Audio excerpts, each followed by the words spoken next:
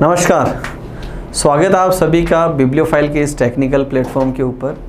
आज हम अपनी जो रेगुलर टेस्ट सीरीज चलती है उसका पेपर 025-856 856 नंबर का जो पेपर है इसके सॉल्यूशन को लेकर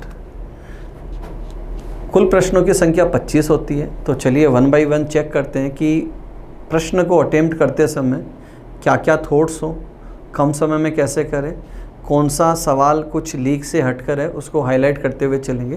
तो इन सारी बातों को डिस्कस करते हुए आगे बढ़ते हैं पहले प्रश्न की तरफ। पहला सवाल है एनालॉजी बेस्ड ऑन वर्ड्स का सवाल है। दो शब्द है, फ्रेंच है और फ्रांस है। तो अंडरस्टूड है, इजीली मालूम भी चल रहा होगा कि फ्रेंच जो है वो फ्रांस की भाषा है। तो जो डच है वो कहाँ की भाषा है? डच, हॉलैंड और नीदरलैंड की भाषा है। कहाँ है? हॉलैंड और नीदरलैंड की भाषा है। तो ऑप्शन फर्स्ट क्या हो जाएगा मेरा यहाँ पर राइट आंसर होगा। अगले सवाल की तरफ चलते हैं।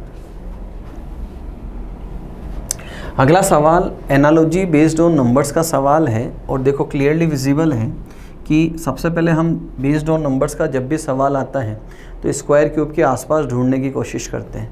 तो ये देखो 5 का स्क्वायर -1 और 5 का क्यूब +1 है।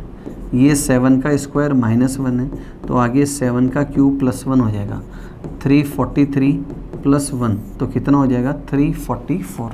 तो फर्स्ट ऑप्शन यहाँ पर राइट आंसर होगा। अगले सवाल की तरफ चलते हैं। अगला सवाल है ऑड वन आउट का सवाल है और 4 वर्ड्स है। इनसे मुझे एक जो इसमें मैच नहीं करता है उस वर्ड को मुझे क्या करना है? एलिमिनेट। तो देखो यहाँ जो ये वर्ड लिखा हुआ है इन लेटर्स को अगर मैं प्रॉपर अरेंज करता हूँ तो वर्ड बनता है यहाँ पर समर। वर्ड क्या बना? समर। यहाँ बना स्प्रिंग, यहाँ बना क्लाउड और यहाँ बना विंटर। तो अंडरस्टूड है कि अपार्ट फ्रॉम क्लाउड बाकी सारे क्या हैं? सीजनल नेम्स है, सीजन्स ऋतुओं के नाम हैं। अगले प्रश्न की तरफ चलते हैं। नेक्स्ट है अगेन ऑड वन आउट का सवाल है। 4 वर्ड्स है मेरे पास। देखो पर्स कुछ डाल सकते हैं, थैला बैग कुछ डाल सकते हैं, बास्केट टोकरी कुछ डाल सकते हैं, जबकि जो हैट है, टोपी है, उसके अंदर कुछ नहीं रखा जाता, उसको सिर के ऊपर रखा जाता है। तो एलिमिनेट क्या होगा यहाँ पर? First option. अगले सवाल की तरफ चलते हैं। नेक्स्ट सवाल है फिलर बेस्ड सवाल है। जब भी हम सवाल करते हैं तो यूजुअली हम क्या करते हैं? लेटर्स की काउंटिंग करते हैं। कम से कम 3-3 अक्षरों का समूह बनाते हैं, 4 अक्षरों का समूह बनाते हैं, 5 अक्षरों का समूह। ये थोड़ा सा लीक से हटकर सवाल है। अगर आप क्लियरली चेक करें तो देखो ए 1 टाइम है, फिर 2 टाइम्स है, वॉट इट। देखो डी 1 टाइम है, फिर आगे देखो यहाँ पर 3 टाइम्स हो गया, यहाँ पर भी क्या है? 3 टाइम्स है। तो मीन टू से देखो पहले आपने देखा 1 टाइम है, फिर 2 टाइम्स हो सकता है और उसके बाद 3 टाइम्स हो सकता है। तो यहाँ हम ना तो काउंटिंग करेंगे ना 3 और 4 के ग्रुप्स बनाएंगे। तो यहाँ रिलेशन क्या निकला? सबसे पहले तो चारों तरह के लेटर्स हैं मेरे पास, तो यहाँ मैंने फिल किया ABCD। अगला जो है AA, BB, CC और DD। उसके बाद है 3 times A, 3 times B, 3 times C और 3 टाइम्स D। ये एक सीरीज हमारी यहाँ पर कंप्लीट होती है। फिलर्स की बात करें, B नहीं है, यहाँ नहीं है, BBDAC। तो फोर्थ ऑप्शन क्या होगा मेरा यहाँ पर? राइट आंसर होगा। अगले प्रश्न की तरफ चलते हैं। नेक्स्ट सवाल देखें। 6 लड़के A to F waste facing है, अरेंजमेंट का सवाल है। तो सबसे पहले मैं फेसिंग की बात करूं तो देखो नॉर्थ, ईस्ट और वेस्ट तीनों फेसिंग में हमने क्या सीखा है कि राइट हमारे अकॉर्डिंग चलना है, लेफ़्ट भी हमारे अकॉर्डिंग चलना है। और जब भी हम सवाल को करेंगे तो हमेशा हॉरिजॉन्टल लाइन में एज्यूम करेंगे, हमेशा क्षैतिज रेखा के अंदर हम इसको अरेंज करते हैं। तो दिया है डी ए और सी के बीच में बैठा है, डी है वो ए और सी के बीच है, डी तो लेफ़्ट में भी हो सकता है, सी इसके और इसके राइट में भी हो सकता है। आगे है बी सी के ठीक राइट है, ये सी और इसके ठीक राइट कौन है? बी। तो इसका मतलब ये संभावना तो क्या हो गई, एलिमिनेट हो गई यहाँ पर। तथा किंतु परंतु किसके लिए आता है, फर्स्ट पर्सन, और बी कहाँ बैठा है, एफ के लेफ्ट बैठा है, ये एफ और इसके लेफ्ट कौन बैठा है, बी यहाँ बैठा है। ई दाएं छोर पर नहीं है, मतलब यहाँ पर नहीं आएगा, तो ई को कहाँ बैठा दे, यहाँ, तो ये हमारा एक कॉम्बिनेशन बना पूरा। तो दाएं छोर पर कौन बैठा है, तो क्लियरली विजिबल है, राइट हैंड के ऊपर कौन है, एफ, तो सेकंड ऑप्शन क्या होगा मेरा यहाँ पर राइट आंसर हो जाएगा। अगले सवाल की तरफ चलते हैं। नेक्स्ट सवाल देखें। सवाल कोडिंग डिकोडिंग का है, पंक्चुअल का कोड दिया है और लूना का कोड मेरे से पूछा है। तो यहाँ देखो मैंने क्या नोटिस किया, ये फिक्स कोड का सवाल है। देखो LUNE, जो वर्ड का कोड मेरे से पूछा है वो सारे के सारे जो गिवन वर्ड है उसके अंदर अंतर्निहित है। तो यहाँ मैं चेक कर सकता हूँ। देखो L का कोड क्या है, सबसे लास्ट में एक्सट्रीम, तो L का कोड क्या है 5। U की बात करें सेकंड नंबर पे, सेकंड नंबर पे क्या है 7। N की बात करें थर्ड पोजीशन पे है 8, और A की बात करें राइट से सेकंड वहाँ है 6। तो 5 7 8 6, 5 7 8 6, फर्स्ट ऑप्शन क्या होगा यहाँ पर मेरा राइट आंसर होगा। अगले सवाल की तरफ चलते हैं। नेक्स्ट सवाल डायरेक्शन का सवाल है। किसी बिंदु से प्रारंभ करते हुए R 12 मीटर उत्तर की ओर चलता है। तो सबसे पहले इनिशियली यहाँ से स्टार्ट किया, ये स्टार्टिंग पॉइंट है, और यहाँ से नॉर्थ की ओर गया और कितना गया 12। फिर दे रखा है वह पुनः राइट मुड़ता है और 20 मीटर चलता है। राइट का मतलब क्लॉकवाइज, और कितना चला यहाँ पर 20। फिर वह राइट मुड़ता है और 12 मीटर चलता है। राइट का मतलब क्लॉकवाइज, और 12 चला मतलब जो स्टार्टिंग पॉइंट है अभी हम वहीं पर ही खड़े हैं। इसके बाद वह लेफ़्ट मुड़ता है और 5 मीटर चलता है। लेफ़्ट का मतलब एंटी क्लॉक, और कितना चला 5। बताए कि वह अभी अपने प्रारंभिक स्थान से कितनी दूरी पर है। तो देखो यहाँ से ये वाली डिस्टेंस कितनी है 20, और ये कितनी है 5। तो ये यहाँ से यहाँ 20 + 5 कितना हो गया 25। तो सेकंड ऑप्शन क्या होगा मेरा यहाँ पर राइट आंसर होगा। अगले प्रश्न की तरफ चलते हैं। नेक्स्ट सवाल देखें। नेक्स्ट सवाल है, P has a son named A। P का A नामक पुत्र है, ये P है, और इसका बेटा है कौन A। फिर दे रखा है R P का भाई है। R भाई है किसका, P का। N की भी G नामक पुत्री है, एक वेरिएबल N, और उसकी बेटी का नाम क्या है G। N R की बहन है, ये सिबलिंग्स हैं, N R की बहन है, N बहन है R की, और इसकी बेटी का नाम क्या है G। यहाँ पर A का R के साथ, तो रिलेशन कौन बताएगा, R बताएगा। R कॉल करेगा किसको, A को। तो यहाँ से मैं यहाँ हूँ, तो ये इसका भाई भी हो सकता है और बहन है, और ये इसका क्या है बेटा। तो भाई का बेटा हो या बहन का बेटा हो, उसको हम क्या बोलेंगे, नेफ्यू। क्या बोलेंगे, नेफ्यू। तो सेकंड ऑप्शन क्या होगा मेरा यहाँ पर राइट आंसर हो जाएगा। अगले सवाल की तरफ चलते हैं। प्रमोद का कोड दे रखा है और केशव का कोड मेरे से पूछा है। Coding decoding based on letters का सवाल है। तो देखो यहाँ मैंने क्या नोटिस किया, ये 3 लेटर्स 1 2 3, ये राइट टू लेफ्ट है। फिर अगेन देखो आप DOM, इसको यहाँ पर लिखा गया है। तो सबसे पहले हम किसको लिखेंगे, SEK, यहाँ पर भी लिखा हुआ है, यहाँ पर भी लिखा हुआ है, और फोर्थ ऑप्शन गलत है। अगला क्या चलेगा, WAH, क्या चलेगा, WAH नहीं है, WAH। तो थर्ड ऑप्शन क्या होगा यहाँ पर मेरा राइट आंसर होगा। अगले प्रश्न की बात करते हैं।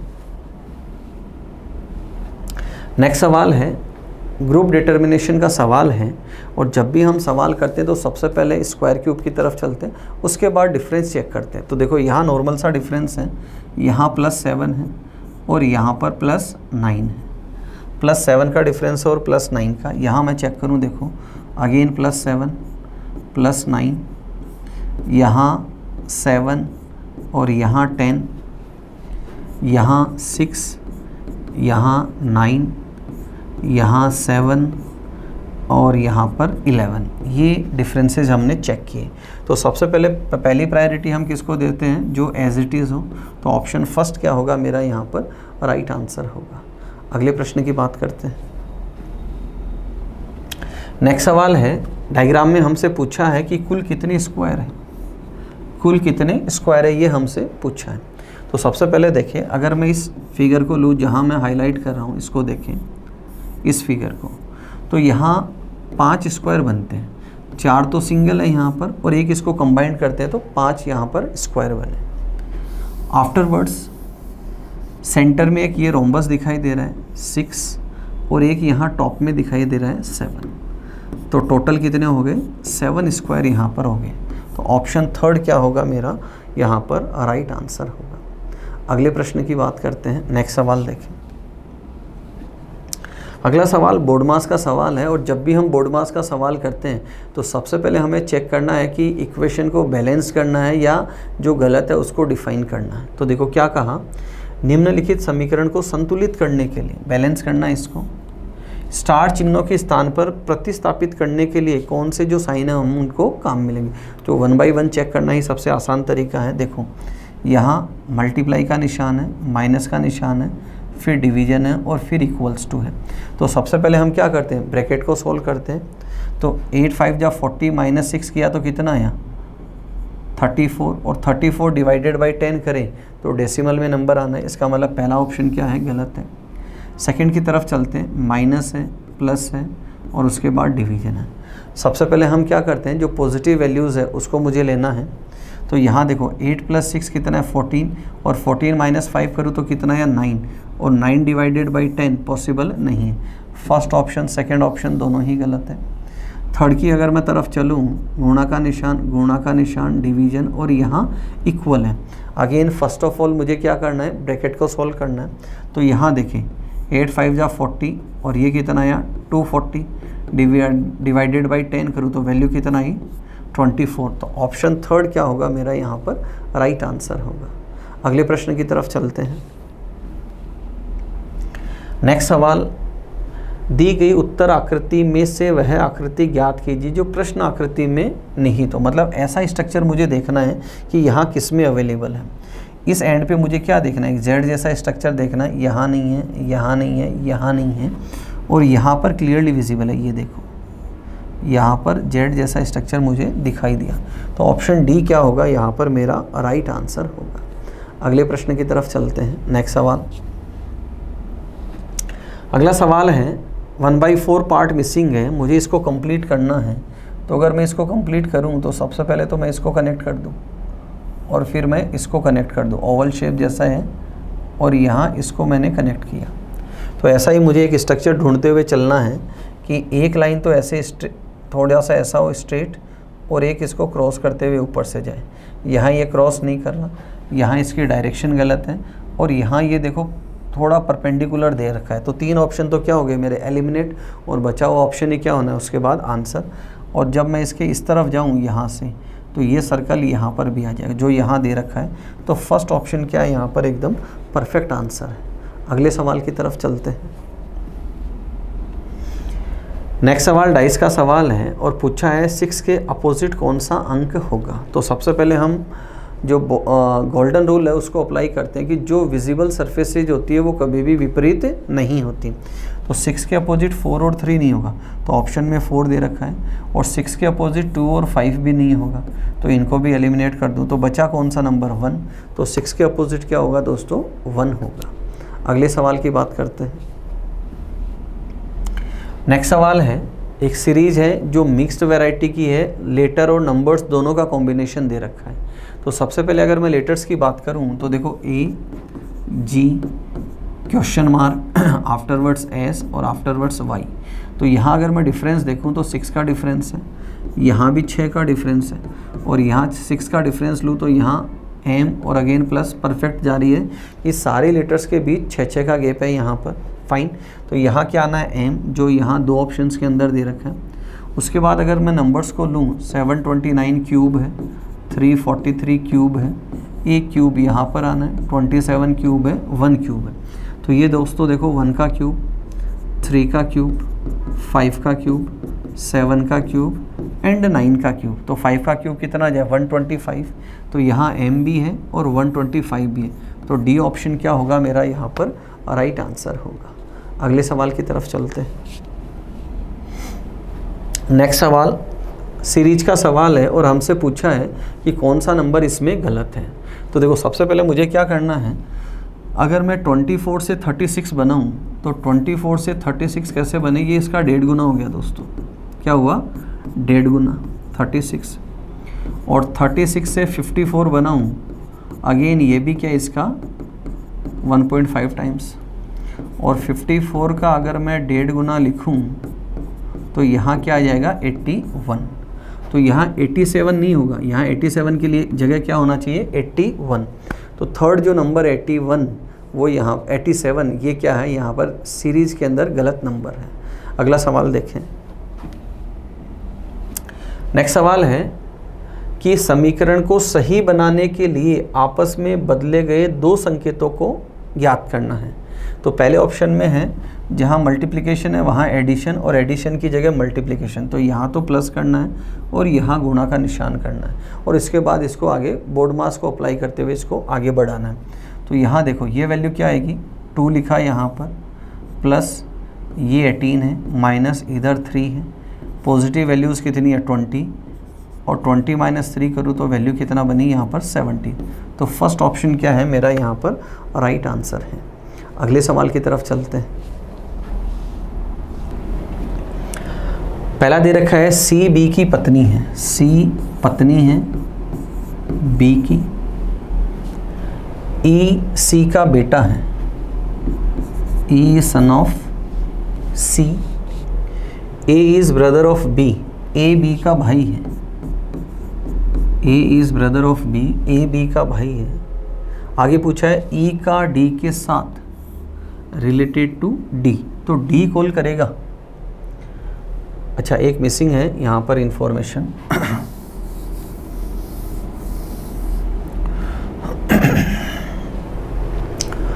अगले प्रश्न की तरफ चलते हैं। अगला सवाल देखें। नेक्स्ट सवाल है ब्लड रिलेशन का सवाल है। सवाल क्या कहता है, सी बी की पत्नी है, हायरार्की इजीली बना सकते हैं, ड्रॉ करते हुए चलते हैं। सी पत्नी है बी की। नेक्स्ट है ई सी का बेटा है, इजीली बना सकते हैं, ई बेटा है सी का। ए बी का भाई है, A is brother of B, A B का भाई है। और एंड ये किसके लिए आता है, फर्स्ट पर्सन। फर्स्ट पर्सन कौन है, ए डी का पिता है, ए पिता है डी का, तो डी इसकी संतान है, जो बेटा भी हो सकता है और बेटी भी हो सकती है। ई का डी के साथ, मतलब ई कॉल करे किसको, डी को, तो क्या कहे इसको, कज़न। अब हमें यहाँ एक्स्ट्रा दिमाग खर्च नहीं करना है कि वो चचेरा ममेरा मौसेरा भाई बहन क्या है, हमें सीधा ऑप्शन में क्या देखना है, कज़न। हमारी बात हुई है कि जब भी हम ब्लड रिलेशन के अंदर ऑप्शंस को पिक करते हैं तो ऑप्शन हमेशा इंग्लिश वाला हमें उठाना है। अगले सवाल की तरफ चलते हैं। सिलॉक्स का सवाल है, दो स्टेटमेंट है, some birds are clouds, some birds are clouds and horse is a bird. Horse is a bird को पढ़ा जाता है ऑल हॉर्सेज आर बर्ड्स, इसको हमेशा ये पढ़ना है। हॉर्स बर्ड है मतलब सारे के सारे हॉर्स क्या हैं, पक्षी हैं। सवाल कंक्लूजन है some clouds are birds, some clouds are birds, ये इसी का हेल्पिंग कंक्लूजन है, परफेक्ट है बिल्कुल। Horse is not a cloud. अब देखो यहाँ हॉर्स और क्लाउड, इनके अंदर रिलेशन है पॉसिबिलिटी का। पॉसिबिलिटी में इधर और के लिए दो बातें होती है, यहाँ दे रखा है नेगेटिव, अब मुझे क्या चाहिए पॉजिटिव, दोनों दे नहीं रखे, इसलिए मैं सेकंड को क्या कर दूंगा यहाँ पर गलत कर दूंगा। तो सिर्फ कौन सा सही है, फर्स्ट कंक्लूजन सही है। तो ऑप्शन ए मेरा यहाँ पर क्या होगा, राइट आंसर होगा। अगले प्रश्न की तरफ चलते हैं। अगला सवाल है शब्दों के सार्थक क्रम को दर्शाता है, मीनिंगफुल ऑर्डर के अंदर मुझे जमाने हैं। पृष्ठ, पुस्तक अलमारी, बुक सेल्फ। बुक सेल्फ पर क्या होती है, बुक होती है। बुक सेल्फ लाइब्रेरी में होती है, बुक्स हैं। और स्कूल है, लाइब्रेरी कहाँ होगी, स्कूल में। तो सबसे पहले मैं क्या लूँगा, पेजेस, और पेजेस कहाँ होते हैं, बुक्स के अंदर। और बुक कहाँ होती है, बुक सेल्फ पे होती है। और बुक सेल्फ कहाँ होती है, लाइब्रेरी में होती है। और लाइब्रेरी कहाँ होती है, स्कूल के अंदर होती है। ये मेरी एक सीरीज चली।